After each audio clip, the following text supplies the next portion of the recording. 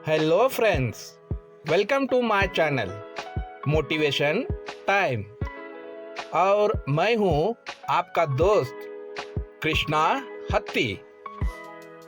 इस वीडियो में विकल्पों में अटकता भटकता मन और विकल्पों का माया जाल, इसके बारे में जानेंगे।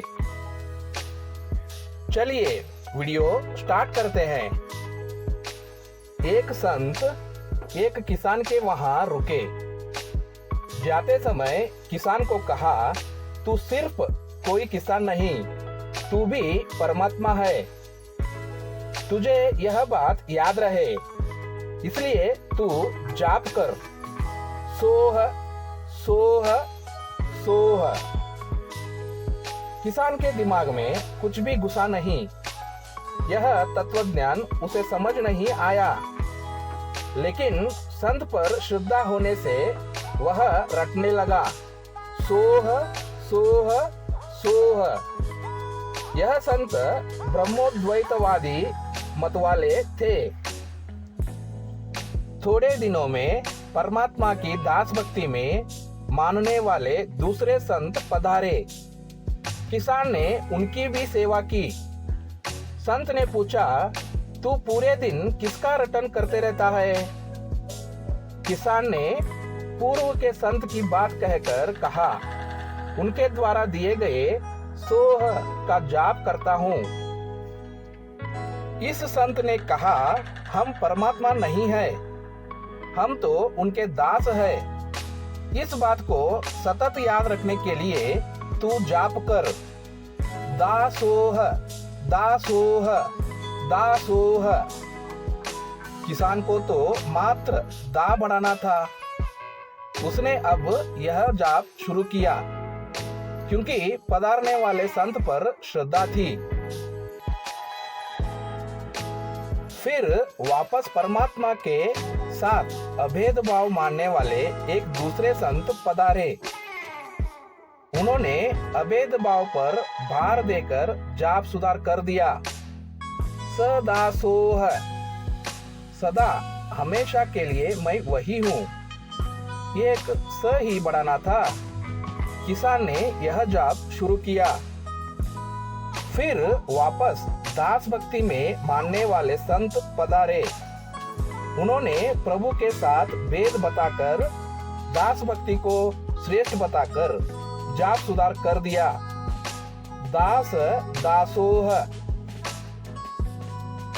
इसका मतलब है, मैं प्रभु के दास का भी दास हूँ।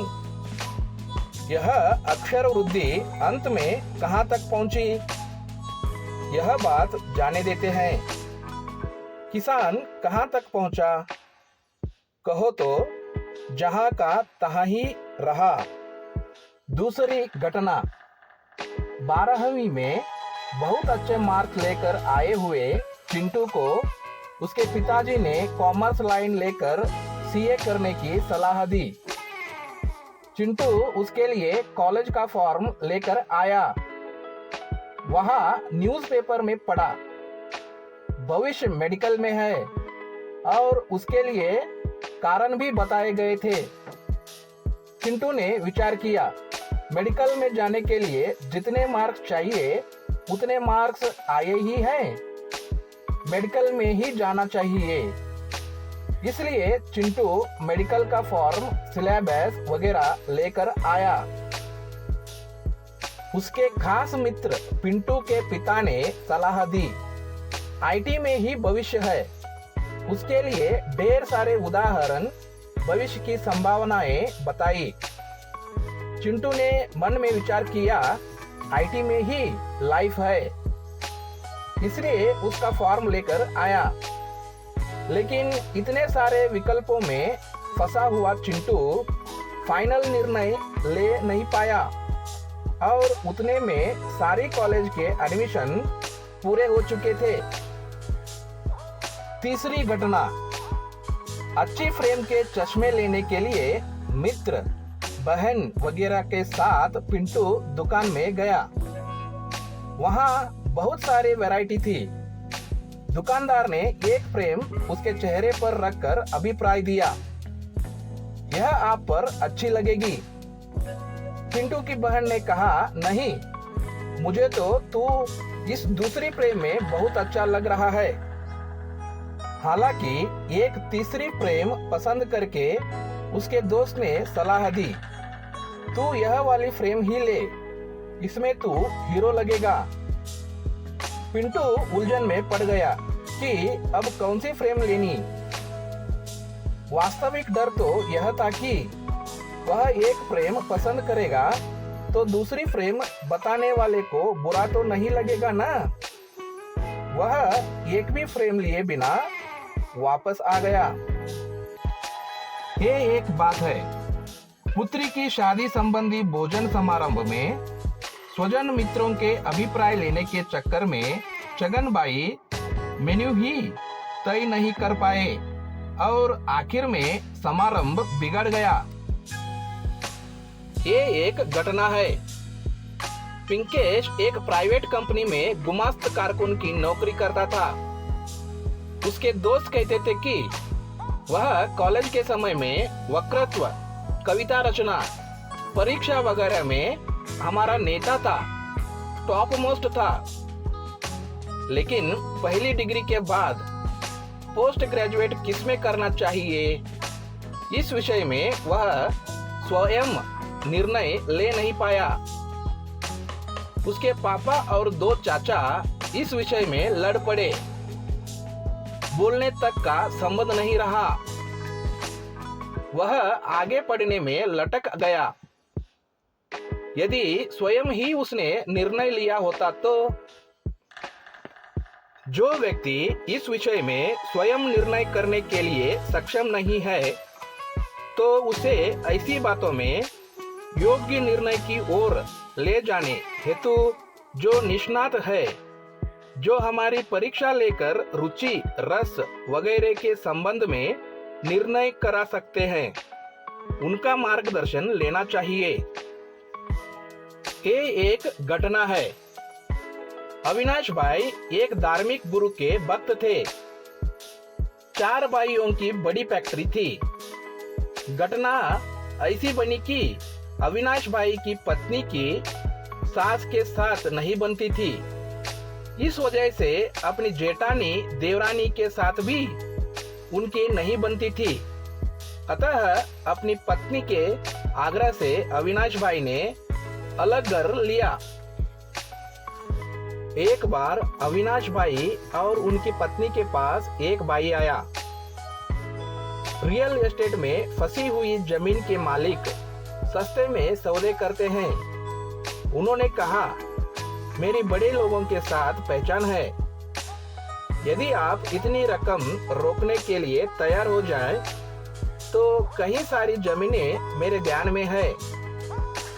एक आधा सौदा भी अगर हो गए तो मालिक को पैसे चुकाने के बाद और दलालों को दलाली देने के बाद भी हमें 30 करोड़ मिल सकते हैं।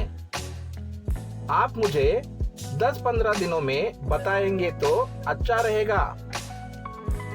वह व्यक्ति तो आकर्षक बातें करके गया। अविनाश भाई की पत्नी की तो वैसे भी ससुराल पक्ष के सदस्यों के साथ नहीं बनती थी। उसने अविनाश भाई को चाबी बराई की। आपका बाग बड़े भाई के पास मांग कर अलग हो जाइए। ऐसी ऑफर बार बार नहीं आती। इस फैक्ट्री के मुनाफे का चौथा भाग मिलने से हम कभी आगे नहीं बढ़ पाएंगे। अभी तो आपको कोई स्वतंत्र निर्णय लेने का अधिकार भी नहीं है। अविनाश भाई ने कहा, एक बार गुरुदेव को पूछ लेता हूँ। इस बात पर उसकी पत्नी ने कहा, अब इसमें गुरु को क्या पूछना है, वे तो संसार छोड़कर बैठे हैं। उनको ऐसी बातों में बीच में लाना उचित नहीं है। उन्हें इन सारी बातों के बारे में कहाँ पता चलता है। अविनाश भाई ने निर्णय ले लिया। अपने बड़े भाई के आगे धमाका किया। कि मुझे अलग कीजिए, मेरा भाग मुझे नगद बैंक अकाउंट से दे दीजिए। बड़े भाई ने उन्हें समझाने का प्रयत्न किया, लेकिन उस भाई की ऑफर, पत्नी का आग्रह अविनाश भाई छोड़ नहीं पाया। तब बड़े भाई ने उन्हें ही कहा, तू ही फैक्ट्री वगैरह का वैल्यूएशन करके तेरा भाग कितना होता है वो मुझे बोल। अविनाश भाई ने सारा हिसाब करके बड़े भाई के पास अपने हिस्से के 15 करोड़ रुपए मांगे। बड़े भाई ने हिसाब देखा भी नहीं। दूसरे दोनों भाइयों को भी समझा दिया और अविनाश भाई को फिर से एक बार सोचने के लिए कहा। अविनाश भाई फिर उलझन में पड़ गए। फैक्ट्री में हर वर्ष घर व्यवहार अच्छी तरह से चले और अच्छी रकम जमा हो सके, उतनी रकम मिलती ही थी। सामने आंखों पर पट्टी बांधी हुई थी। वे स्वयं निर्णय ले नहीं पाए, इसलिए पत्नी को फोन किया, लेकिन पत्नी अपने निर्णय पर अड़िग थी। पत्नी के मन में बड़े आंकड़े खेल रहे थे। ससुराल पक्ष को पीछे छोड़ देने का इरादा था। टॉप मोस्ट बंगला, कार वगैरह नजर के सामने तैर रहे थे। वह तो ऐसा ही मानती थी कि सामने 25 से 50 करोड़ तैयार ही पड़े हैं। उसने कह दिया, अगर आप निर्णय नहीं ले पा रहे हैं तो जैसा मैं कह रही हूँ वैसा कीजिए और 15 करोड़ लेकर अलग हो जाइए। अविनाश भाई ने 15 करोड़ ले लिए।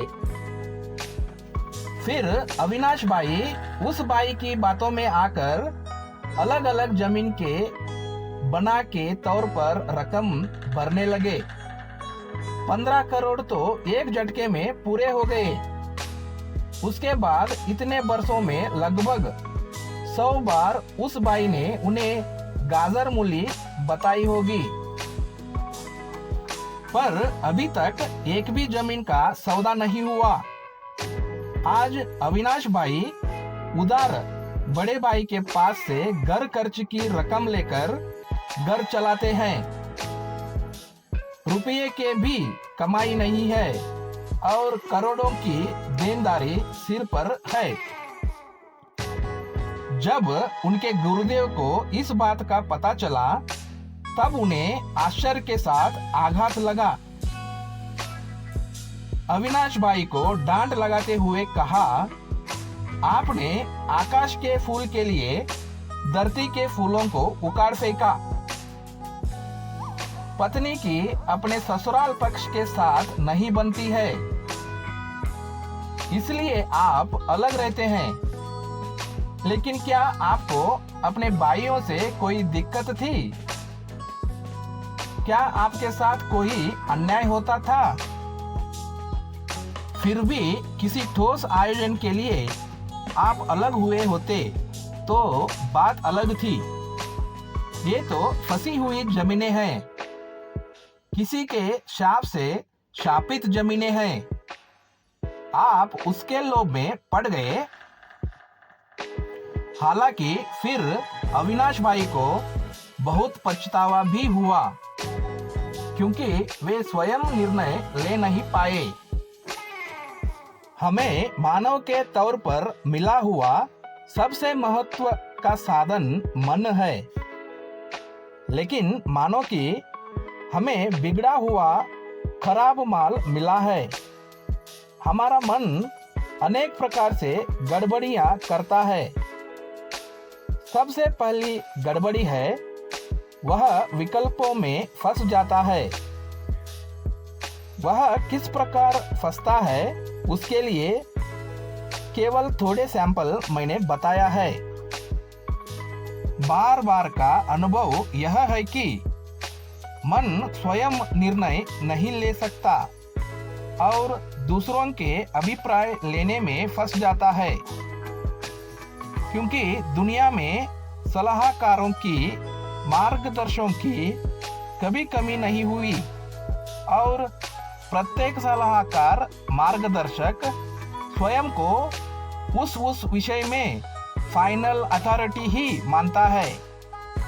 इतना ही नहीं, वह व्यक्ति दूसरे व्यक्ति से अलग सलाह, अभिप्राय देने में ही अपना वास्तविक गौरव मानता है। इसलिए अभिप्राय लेने वाला असल में बुरी तरह फंस जाता है। आज के युवकों में एनर्जी है, लेकिन स्वयं स्पष्ट निर्णय लेने की क्षमता नहीं है। इंस्टाग्राम वगैरह के द्वारा अनेक लोग संपर्क में आते हैं।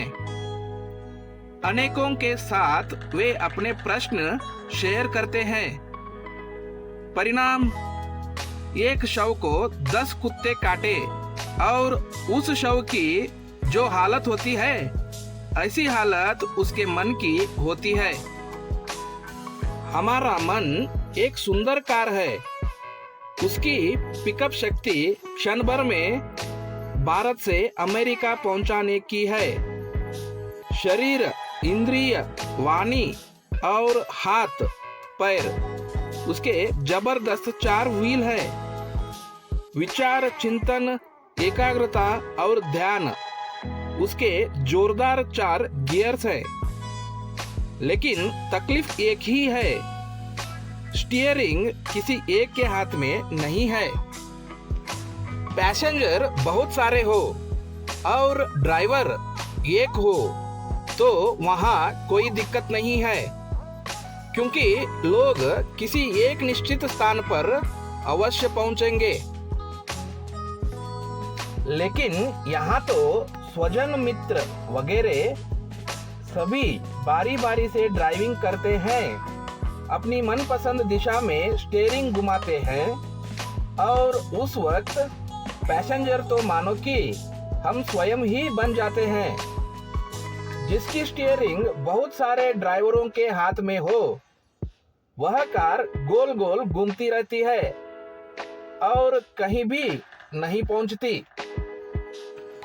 हमारा मन भी विचारों में और विकल्पों में घूमते भटकते रहता है।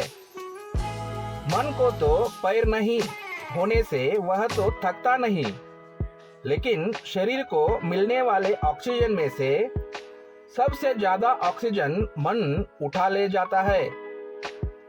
इसलिए शरीर और उसके अंग कुछ भी किए बिना थक जाते हैं। फिर इसलिए थकान, निराशा, हताशा आ जाती है। मैं तो कुछ कर नहीं पाऊंगा, ऐसी लघुता ग्रंथि भी आती है।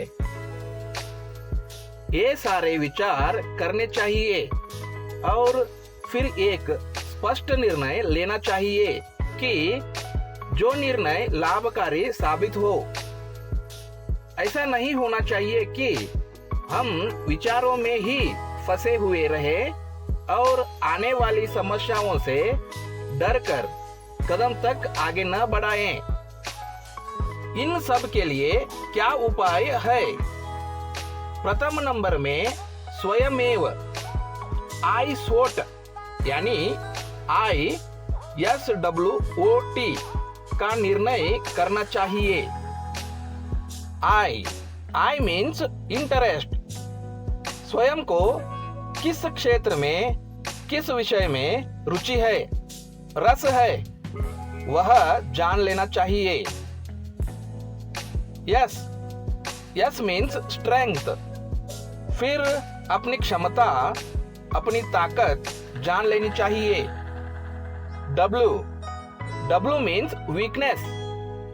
अपनी कमी, अशक्ति, कमजोरी कौन सी है, उसका निर्णय करना चाहिए। O means opportunity. स्वयं को जिसमें रस है उसमें कहाँ, कितना, कैसा अवसर है, यह जान लेना चाहिए।